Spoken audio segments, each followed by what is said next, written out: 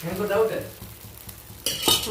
இந்த தோசை இல்லையா அதே ஸ்லோவா அப்படி பெரிய பெருசா இருக்கும் செய்ய செய்ய பெருசாகிட்டே இருக்கிற மாதிரி வீடியோ காமிச்சா சூப்பராக பார்த்தேன்.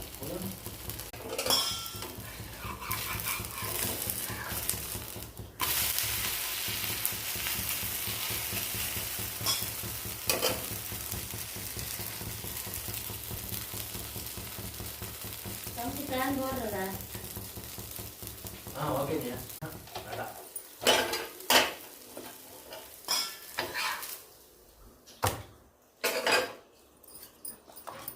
தோசை சாப்பிட்டா நீ போட்டுக்கிட்டே இருக்கலாம் தெரியுமா?